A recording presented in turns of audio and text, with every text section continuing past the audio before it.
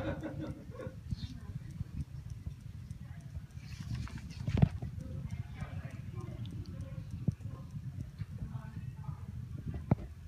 everyone, my name is Kimberly Cross, and today I'll be talking to you about how I feel that students should be expelled if they're caught cyberbullying. Every day, from virtual gaming, social media, and cell phones, students are constantly online. With this, it leaves more room for bullying because between all the social media, it has so much to do with how they're hurting one another.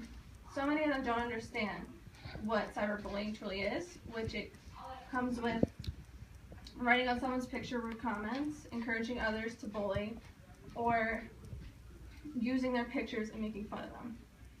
According to the grade school staff, if your child has a learning disability or an attention deficiency, it makes them more vulnerable to bullying. I personally had my own cyberbullying experience in high school where a group of my friends were posting things about me online. I was fortunate enough to know that I could go to my friends and family for support. Today I want to talk to you about the few causes of cyberbullying. The first person I would like to talk to you about is a Rutgers student, Tyler Clementi. He was an 18-year-old at Rutgers. In this picture over here, his name is Darren Ravi. He was his roommate. Tyler one day said that he was going to go on a date and he asked for privacy from his roommate, which he agreed. Little did Tyler know that his roommate was actually planting a camera in the room while he was going to be on this date to spy on him.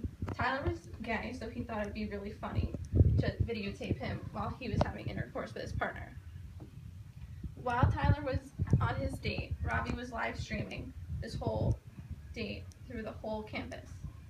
So just in moments, Tyler finally found out what was happening.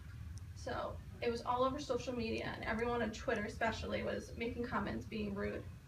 And at that point, Tyler thought it'd be okay if he took his own life because he couldn't handle it. According to Lunita Bassito, Tyler leaped to his death off the George Washington Bridge in New York after the roommate secretly videotaped his romantic encounter. His last video he had was on Facebook where he apologized to all his friends, but he was taking his life because of the cyberbullying attack. Luckily, Ravi was put to a 3-year probation and community service, and he also had to pay $10,000. Even though he did get punished, if he was aware of what cyberbullying could do to someone, and if schools were encouraging students more to be nicer to each other and what cyberbullying can do to someone, Tyler might still have his life, and Ravi also wouldn't be in this situation.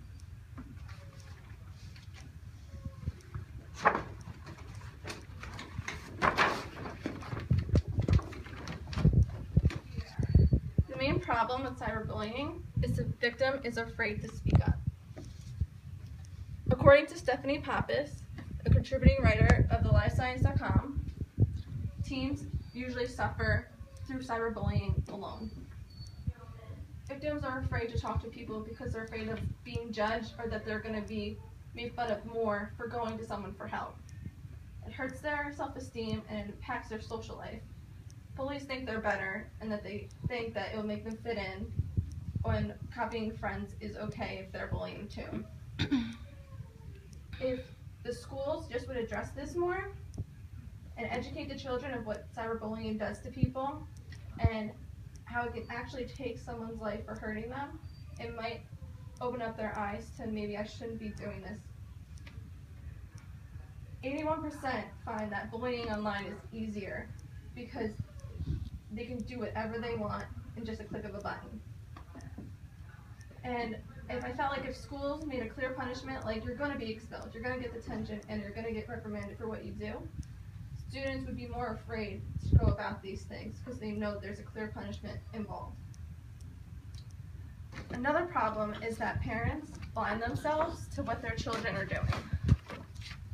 According to the great school staff, Parents of bullies should understand that children who aggressively bully peers are increased risks of engaging in alcohol or criminal abuse.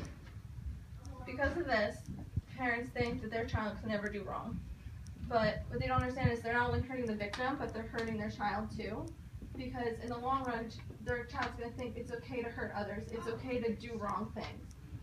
You don't have to attack your child, but you can let them know that what's cyberbullying and what it would be like if it happened to you. This would be protecting your child and also protecting the victim and showing them what's right from wrong. Many parents think out of reaction for their child that the victim's being sensitive or that their child would never do that. But if they opened up their eyes and said, wow, my child did do that, then maybe they would be able to help each one from not becoming a bad kid in the future and helping the victim not feel bad or hurting themselves. So what would be a life without social media and cyberbullying? It would leave children with better grades and wanting to go to school, better self-esteem. It would leave them with more wanting to be open with one another. If we go to the schools and we tell them, you need to show these bullies what they're doing and how they're hurting people, it would make such an impact for all of their students, and there'd be so many less deaths. 13 million kids have died a year from cyberbullying. If we can make that number lower by just going to the schools and saying, let's make the bullies know the consequences they're going to pay if they hurt others, it would truly make a difference. So please help me make a difference with the victims of cyberbullying.